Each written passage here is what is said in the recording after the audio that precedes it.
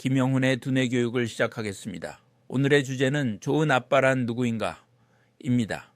어떤 아빠들은 자녀가 유치원에 들어가면 돈을 많이 벌면 여유가 생기면 좋은 아빠가 되겠다고 다짐합니다. 하지만 그때가 되어 아빠가 갑작스럽게 친한 척을 하면 아이들이 좋아할까요? 어색해하고 당황해하면서 아빠를 피하게 될 것입니다. 아빠 역시 갑작스럽게 습관과 행동 패턴을 바꾸기 어렵다. 결국 신생아 때부터 아이와 끊임없는 상호작용이 양육에 참여하는 아빠를 만드는 것입니다. 초보 아빠가 양육에 참여할 수 있는 방법은 무엇이 있을까 싶지만 사실 모유수유를 제외한 모든 영역에서 가능합니다. 만약 모유수유를 하지 않고 분유를 먹인다면 아빠의 양육 참여가 엄마보다 적거나 못할 이유는 사라집니다. 구체적으로 보면 목욕시키기, 옷 갈아입히기, 기저귀 갈기, 재우기, 달래기, 마사지하기, 분유 먹이기 등입니다. 당연히 처음에는 익숙하지 않아 많은 시행착오가 있겠지만 아빠에게 불가능하거나 어려운 일은 하나도 없습니다. 자녀의 양육에서 방관자가 되지 않으려면 신생아 때부터 아빠가 적극적으로 참여할 필요가 있다. 시행착오가 많아 아내의 타박을 듣더라도 반드시 배워야 합니다. 아내 역시 남편이 훌륭한 양육자가 될 수 있도록 인내심을 갖고 도와주는 것이 필요합니다. 자녀들과 함께 보내는 시간의 양이 아빠 효과를 결정하는 가장 중요한 요인은 아닙니다. 중요한 것은 어떻게 보내는가 하는 질의 문제입니다. 즉 아빠들이 하루에 얼마나 많은 시간을 아이들과 함께 보내는가가 중요한 것이 아니라 아이들과 함께 있는 시간 동안 아이와 무엇을 하는가가 중요한 것입니다.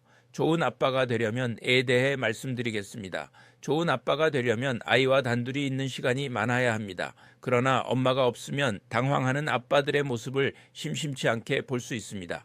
그만큼 아빠들은 아이와 단둘이 있는데 익숙지 않기 때문이다.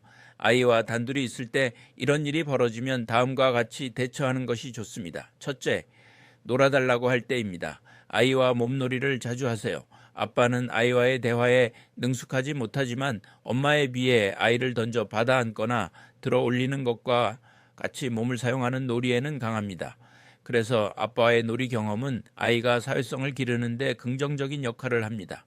더구나 아빠의 놀이는 기발하고 새롭기 때문에 창의력을 기르는 데도 도움이 됩니다. 아이는 아빠가 어떻게 놀아주었느냐보다 아빠와 함께 했다는데 만족감과 안정을 느낍니다. 아이와 어떻게 놀아야 할지 모를 때는 쉬운 것부터 시작하자. 아이가 의사소통이 가능한 나이라면 어떤 놀이를 좋아하고 원하는지 물어보고 어느 정도 놀아준 후 아빠가 제안한 놀이를 시도해보는 것도 좋습니다. 아빠의 힘과 몸을 이용해 놀아주면 아이는 더 좋아합니다. 이렇게 자신의 에너지를 표출시키는 에너지 놀이나 자신의 요구를 들어주는 아빠와의 교감은 정서적인 안정감을 줍니다. 아이는 아빠와 단둘이 있는 시간이 불편할지도 모릅니다. 익숙하지 않아서일 뿐이지 얼굴을 자주 보지 못한다고 아빠와의 애착이 나빠지는 건 아닙니다. 평소 엄마가 어떻게 해주는지, 엄마와 무엇을 했을 때 좋았는지 물어보고 아빠와는 이런 놀이를 해보자며 아빠와의 놀이를 제안해보는 것도 좋다. 아이는 아빠와의 신나는 놀이를 기대합니다.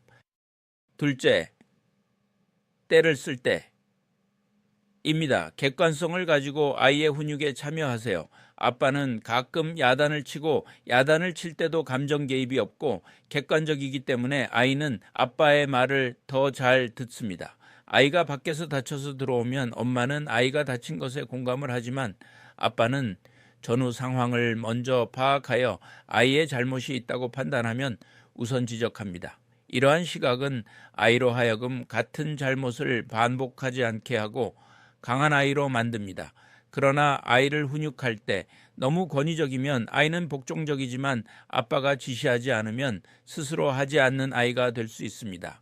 때를 쓴다고 무조건 요구사항을 들어주면 아이는 그 상황을 나중에도 이용하게 될 것이고 무조건 혼을 내면 아빠를 계속 피하거나 무서워할 수도 있습니다. 먼저 왜 때를 쓰는지 아이의 이야기를 듣고 들어줄 수 있는 부분은 들어주고 안 되면 왜 안 되는지 설명합니다. 아이들도 이유를 이야기하면 어느 정도 수긍합니다. 셋째, 잘한 일을 보았을 때입니다. 결과보다는 의도나 과정을 칭찬하세요. 아빠의 칭찬은 객관적이고 구체적이기 때문에 아이는 아빠에게 칭찬받기를 좋아합니다. 아이가 잘했을 때 결과보다는 잘한 일을 한 의도나 잘한 일을 한 과정을 칭찬하는 것이 효과적입니다. 예를 들어 친구에게 양보하는 것을 보니 남에 대한 배려심도 늘고 어른스러워졌구나라고 과정과 의도를 칭찬해 주는 것이 좋습니다. 넷째, 질문할 때입니다. 아이들은 궁금한 게 많습니다. 더욱이 아빠는 아이 눈에 세상의 모든 것을 아는 대단한 사람입니다. 그래서 아빠와 함께 있으면 질문이 많아질 수밖에 없습니다. 게다가 아직 말을 잘 못하는 아이들 말은 무슨 소린지 알아듣기 힘들 수도 있습니다. 아이가 왜요? 라며 반복적으로 묻더라도 절대로 짜증을 내지 마세요자.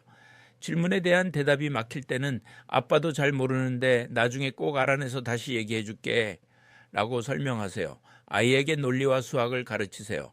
영유아기 때 아빠가 없었던 아이들은 수리 능력이 떨어지고 성취 동기도 낮다라는 연구 결과가 있습니다. 아이와 공감적인 대화는 잘 하지 못하지만 아빠가 아이의 교육에 참여하면 아이는 학습에 있어서 논리적 사고가 필요한 수학 실력 등이 향상되는 효과를 얻을 수 있습니다. 다섯째, 외출할 때입니다. 아빠들은 아이가 떼를 쓰거나 예상치 못한 상황이 일어날까봐 아이와 외출하는 것을 두려워합니다. 딸아이를 데리고 외출했는데 화장실에 가고 싶다고 하거나 떼를 쓰며 길거리에 주저앉아 버리면 당황할 수밖에 없습니다. 어려워도 엄마 없이 외출하는 것은 아이와의 정서적 교감에 좋습니다. 또한 아빠가 이를 통하여 롤모델이 될 수 있습니다. 아빠는 엄마보다 더 도덕적인 경향이 있습니다. 따라서 아이에게 도덕성을 가르치는 것은 아빠가 더 적합합니다. 아빠는 힘들더라도 도덕적이지 않는 일은 하지 않고 생활에서 다른 사람을 배려하는 모습을 보여야 합니다. 아빠가 먼저 식사 예절을 지키고 교통규칙을 지키며 차례를 잘 지키고 부모가 먼저 인사하는 모습을 보여야 합니다. 여섯째, 그림책 읽어달라고 할 때입니다. 아이를 품에 안고서 그림책을 읽어주세요. 특히 의성어와 의태어가 많이 들어있는 그림책은 좌우뇌를 모두 발달시킵니다. 특히 아빠는 목소리와 배경 지식에 있어서 엄마와 다르기 때문에 아이들은 아빠와 책 읽는 것을 좋아합니다. 독서는 아이의 정서를 안정시키고 두뇌 발달도 촉진하여 창의적이고 지식이 풍부한 아이로 성장하는 데 도움을 줄 것입니다. 아이들은 아빠가 책 읽어주는 것을 좋아합니다. 책의 내용을 들으며 이것저것 묻기도 하고 이야기하는 것도 좋아합니다. 이때 짜증내지 않고 등장인물에 따라 대화체도 바꿔가며 열심히 읽어주는 게 중요합니다. 책 내용이 짧다고 다 읽었다며 금세 덮지 말고 한 번 더 읽어달라고 하면 또 읽어주고 책 내용으로 여러 가지 이야기거리를 만들어 아이와의 대화를 이어나가세요. 소아신경과 전문의 김영훈 교수였습니다.